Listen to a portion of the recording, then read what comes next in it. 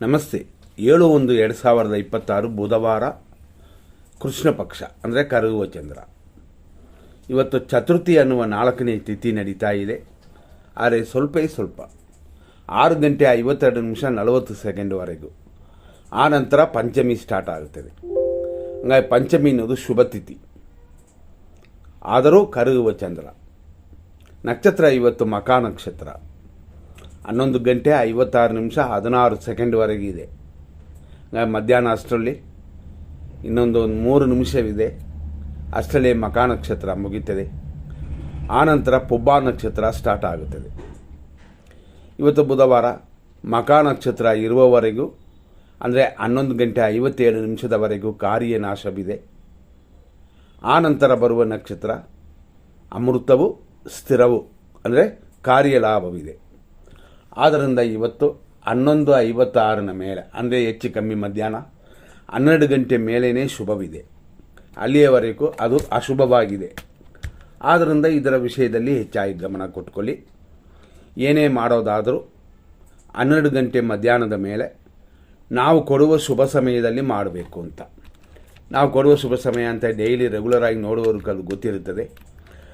ಉದಾಹರಣೆ ನೋಡಬೇಕು ಅಂತಂದರೆ 6:44 8 ಗಂಟೆ 7 ನಿಮಿಷ ಮತ್ತು 9:37 10:51. ನೆಕ್ಸ್ಟ್ ನಾವು ನೋಡುವ ಸಮಯ ಮಧ್ಯಾಹ್ನ 1:53 2:18. ಸಂಜೆ 4:25 ಮೇಲೆ ಬೆಳಗಿನ ಜಾವದವರೆಗೂ ಶುಭವಾಗಿದೆ. ಈ ಸಮಯವನ್ನು ಸೆಲೆಕ್ಟ್ ಮಾಡಿಕೊಂಡು ಮಧ್ಯಾಹ್ನದ ಮೇಲೆ ಅಂದರೆ 1:53 ಮೇಲೆ ಬರುವಂಥ ಶುಭ ಸಮಯಗಳನ್ನು ಸೆಲೆಕ್ಟ್ ಮಾಡ್ಕೋಬೋದು.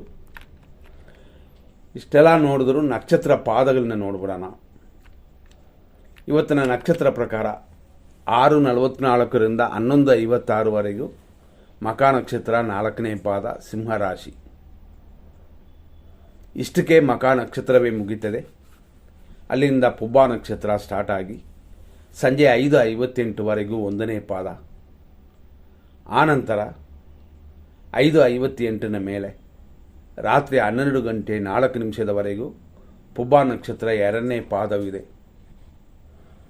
ರಾತ್ರಿ 12:01 ನಂತರ ಬೆಳಗಾಗುವ ಸಮಯಕ್ಕೆ ಪೂರ್ವ ಪಾಲ್ಗುಣಿ ಅನ್ನುವ ಪುಬ್ಬ ನಕ್ಷತ್ರದ 3ನೇ ಪಾದ ಮುಗಿದು ಇನ್ನೇನು ಬೆಳಗಿನ ಜಾವ ಅಂದರೆ ಬೆಳಗ್ಗೆ ಆಯಿತು 6:13 ಅಲ್ಲಿಂದ 4ನೇ ಪಾದ ಸ್ಟಾರ್ಟ್ ಆಗುತ್ತದೆ.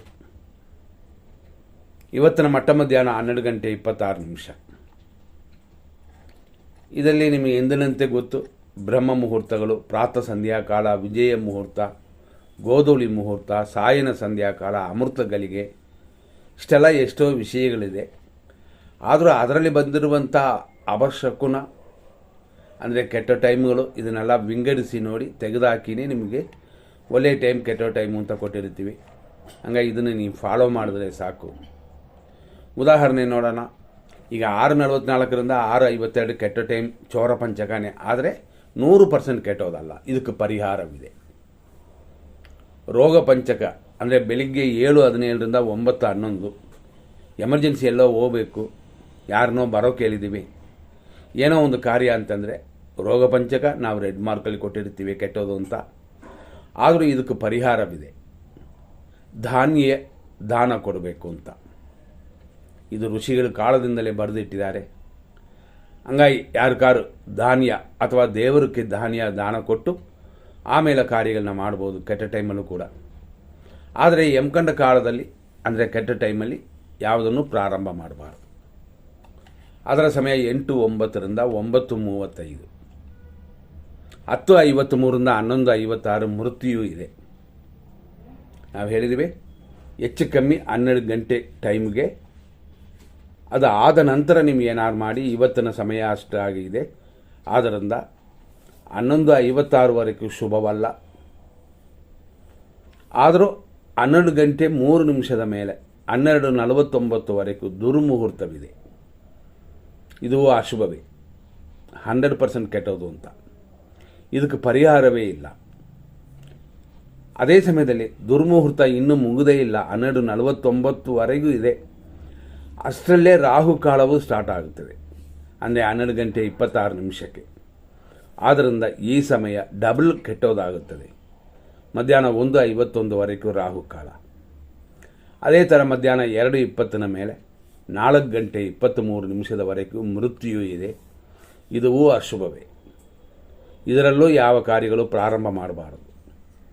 ಅದೇ ಥರ ಬೆಳಗಿನ ಜಾವ 5:10 ಮೇಲೆ 6:44 ವಿಷಕಾಲ ಅಂತ ಇರೋದರಿಂದ ಈಗ ಕೊಟ್ಟಿರುವಂಥ ಸಮಯಗಳು ಇದೆಲ್ಲ 100% ಕೆಟ್ಟೋದು ಅಂತ.